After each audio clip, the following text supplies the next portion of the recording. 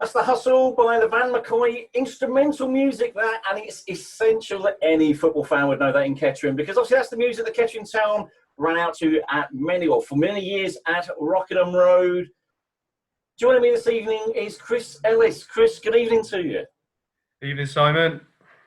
Try that again. I didn't turn up the volume. Chris, good evening to you. Evening, Simon. Pleasure to be on. Yeah, welcome to Shire Sounds. So tonight we're going to be talking about the new podcast that you've launched over the summer. So tell us all about the podcast. Yeah, so to be fair, last season we tinkered the idea of actually having a bit of an audio podcast. I know some fans, especially Pat God, abbreviated for Poppies at the Gates of Dawn, does a blog about Kettering Town.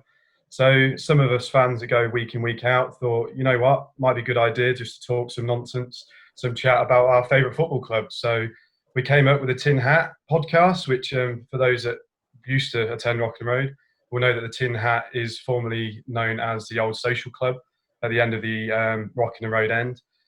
So that's how it's kind of evolved. So more recently, we just got a few of us together, banged our heads and just thought we'd have a half an hour chat on all things Kettering. And fantastic. And you've done one episode so far, is it? That's correct, one episode. So that episode, it covers kind of last season. We talk about our expectations for next. We also talk about the players that our new manager, Paul Cox, has obviously twisted their arms to come and play for the club. And we also talk about the new ground improvements at Latimer Park. Fantastic. And what can we expect to hear going forward on the podcast? Because it's great to be able to cover your own football club, isn't it? With like your thoughts and your feelings and your views as fans. But what can we expect going forward? Well, there's a few ideas up our sleeves. We don't want to give it away too early on. We don't want to set expectations. But at the moment, we're looking at a bi-weekly podcast just to kind of discuss the ins and outs of what's happening at the club. All fans are interested in hearing what other fans have to say. Obviously, for those that don't know, we do have a forum online called KTFC Chat, which can be found on Facebook. So a lot of the conversations do arrive from those chat sites. But we will have guests. I actually do have a guest joining me this Thursday, so keep your eyes peeled. I'm not going to give too much information away tonight, but there is a guest on its way. So I'm really excited to chat to this particular ex-player, and hopefully we can just try and bring as many people involved as possible. We are a community club, we know that, and we just want to make it a central hub really for all things Kettering and the Poppies. Well, I think it's a fantastic idea, and you mentioned the word guest there. I'm really intrigued. Obviously, you're looking to have guests as you go forward, ex-players, current players, and maybe some of the up-and-coming young players. Yes, definitely. So players is obviously a key thing. If you look at the likes of the signings that have been made this summer, Adam Collin is one name that would be on a lot of first team sheets. He was a goalkeeper who was at Carlisle United last season. They're League Two football. So it just goes to show the calibre of players that Paul Cook is attracting at this football club. He played over 200 games for those. That's mad. If you're attracting players at League Two football to come 2 leagues below that to play at our club, to have him on board would be a fantastic addition. Also, even maybe the board themselves would be a great addition to come on and kind of give us a bit of an insight to how the board is running. I know the chairman at the moment does actually run his own blog. That is, he releases something like every few weeks. So that's really interesting to get from a fan's perspective what's happening behind the scenes. So we're just here just to chat about the good things, the bad things, the not so good things, and just try and hopefully bring a bit of a community feel towards it. And when you're going to go to the away games, obviously you'll be covering away games on the podcast as well, I'm assuming? Yes, definitely. So I probably would say I attend about 80 to 90% games every season. If holidays isn't getting involved. But the beauty of our group who are willing to kind of pick this podcast up, we do attend a lot of games. So the aim really would be that those that do attend games, I will hopefully be asking a lot more fans to join the podcast, whether that's recording themselves on a voice memo or joining us on a live recording. Anything like that, we'll just be willing to plug in just to give a bit of exposure. And is it the first podcast you've ever ran? Ever, yeah. I've never run a podcast in my life, so it was kind of going back to school in ways. But I actually got my inspiration from a Leeds United podcast. So I'm also a Leeds United fan. So the Square Ball podcast I kind of used as a bit of a goal or aim as what I would aspire to. So kind of listened to them over last season. And for anyone that's a Leeds fan, they know they did win the league last year. So there's a lot of good things to talk about for the club. Obviously, last year, if we had this podcast, I'm unsure how PC we could have been with it, especially the performances early on last season. But yeah, we just want to bring together the fans a little bit more. And the beauty about Kettering is we are such a big fan base. We've got the potential here now to really bring back those old fans, and hopefully using this podcast will probably inspire and hopefully open the ears to a lot of fans that don't go anymore to hopefully do come. Well, I think it's fantastic that you're doing it. I launched my podcast during lockdown, and I'm into 15 different countries. And when you see all the stats coming through, going that people in Pakistan and India and UAE are all listening to you, you're like, wow. So hopefully you're really going to help get the name of the Poppies further out there, because you're right, they are a non-league giant, and obviously, hopefully the good times will come back in the future years. And talking about the podcast, how can people actually find out information and where to listen? So we're available on any podcast app, really. So Spotify, Apple, Podbean, the website, and I do actually convert the podcast into an MP4 video format, so they are available on YouTube. Please feel free to subscribe, like, and follow. Get involved as well. You can do that by searching for the Tin Hat or the Tin Hat One if you're on Instagram or Twitter. Well, it's fantastic you joined us tonight. You've also chosen some music tonight. We're going to play one of your tracks next. You've chosen, what have you chosen? A Town Called Malice. Any reason why you chose that one? That's my karaoke song. So that's my go-to when I'm on a night out after a bender. So it's memories with my dad after nights of watching Kettering and drinking our sorrows away or celebrating. So we're going to play it now. I'm going to turn your microphone down now. Is that all right? That's fine. I don't think everybody else wants to listen to you sing this evening, but yeah, we'll play that, and then after that, we'll come back and talk further football if that's all right. And let's not talk Leeds United though, because my team's Brentford, and obviously you know what happened there. So here we go with A Town Called Malice by The Jam. That's The Jam and A Town Called Malice. Chris, we're talking football this evening. Let's talk about your season. Let's talk about Leeds United first of all. Congratulations on winning the championship. I said we wouldn't talk about it, but let's just talk about it briefly. What's it like as a Leeds fan? Well, if you ever heard the chart marching on together, obviously we have had our ups and downs. More downs than ups in the last 16 years. We just missed out on automatics last year, went to the playoffs against Derby, 2-0 on aggregate, just coming up to half-time, and then we just throw it away, honestly.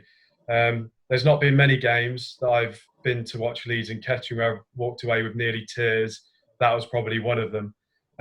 But absolute ecstasy this season, The only problem is, or it's not so much of a problem, but we couldn't be there. That was a real shame. You've waited 16 years to get back to what they call the promised land, and you can't be there to celebrate with the players. You can't run on the pitch.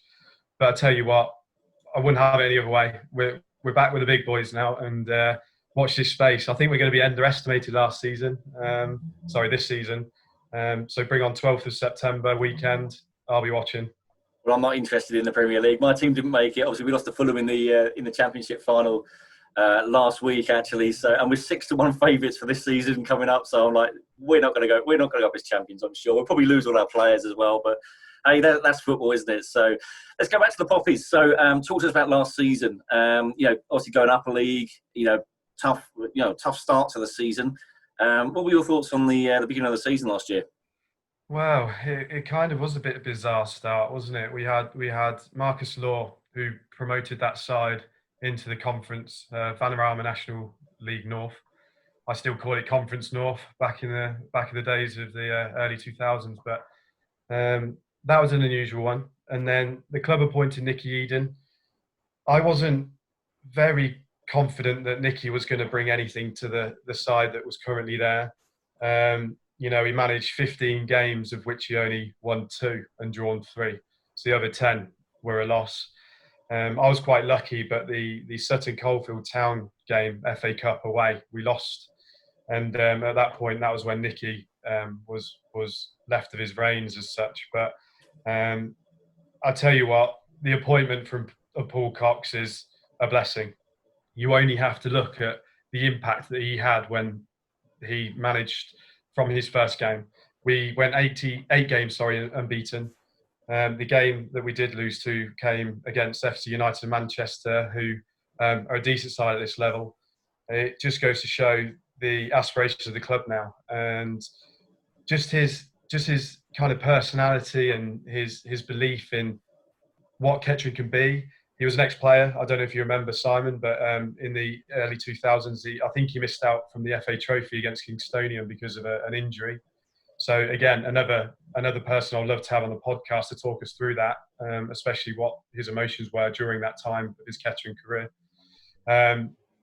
But yeah, I've got high hopes next season. I know we'll probably touch on kind of what West fans are expecting for next year. But I'm kind of glad to get last year over, really, and just focus on next.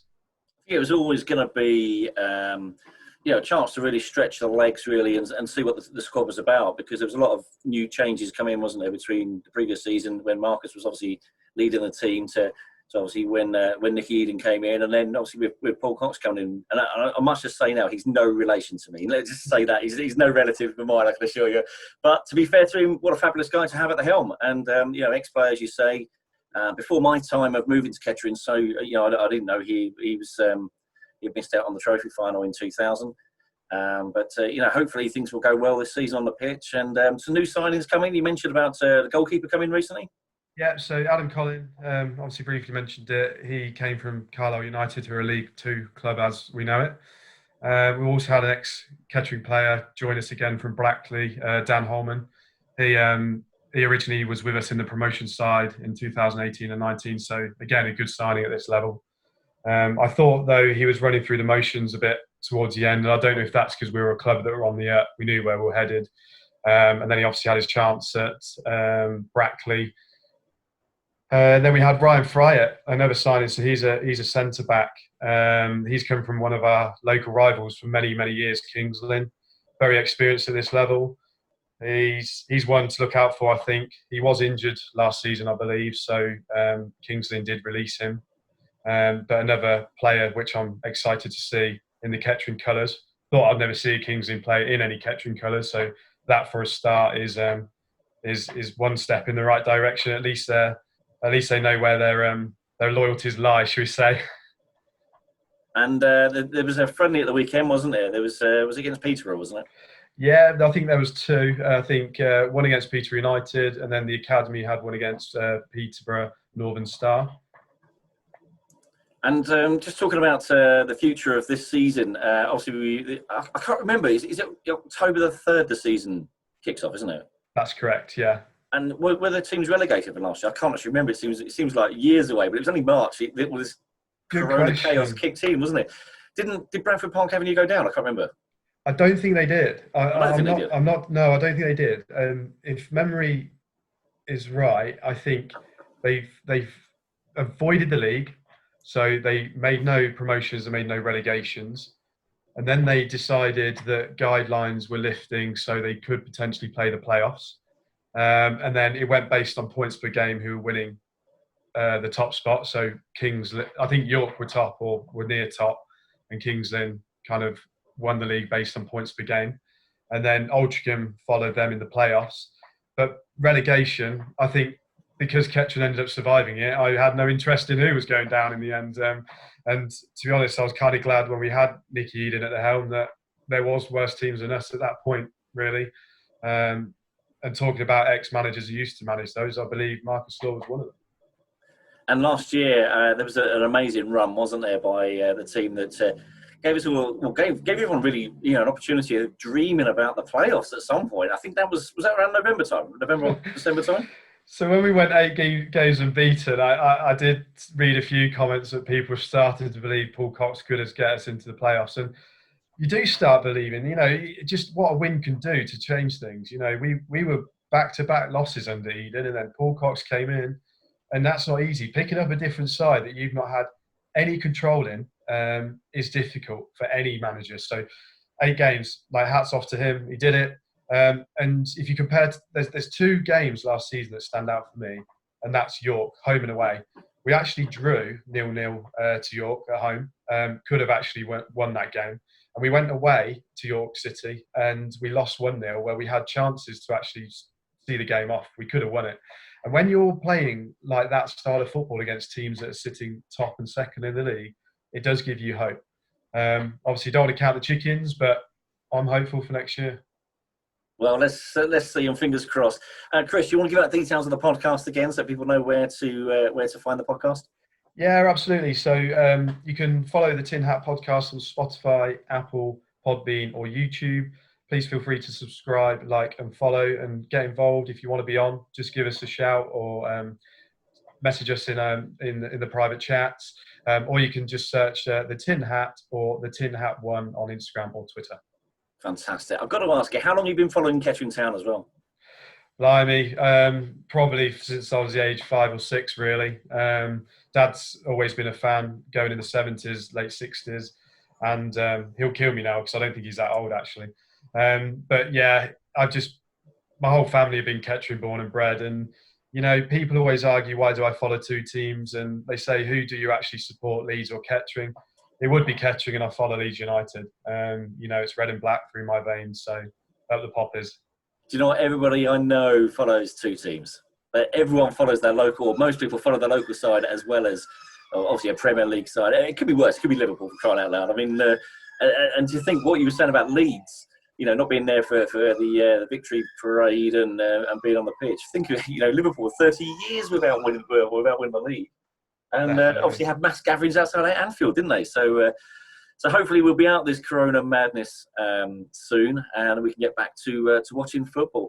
Chris, you've got one more song to play this evening, and you've chosen All the Small Things by Blink-182, who I must admit, and I think you saw my reaction on the Zoom connection here, I hadn't heard of it. So why have you chosen this song this evening? Just my friends and I, when we do go out nights out, I think this is one we can all sing along to. And I've been at 2 weddings in my lifetime, and when they've had a live band, I've jumped on with the mic, and the band have played behind me, so I've got a good connection with that song. There's a bit of a common denominator here. I think you like a sing-song, don't you? Brilliant. Thanks for joining us tonight, and keep safe, and see you soon. Thanks, Simon.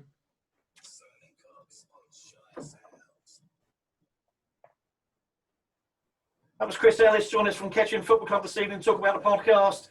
It's great to be with you tonight. I'm back next Monday between 6 and 9. Tune in, keep following our website, and keep safe, and see you all soon.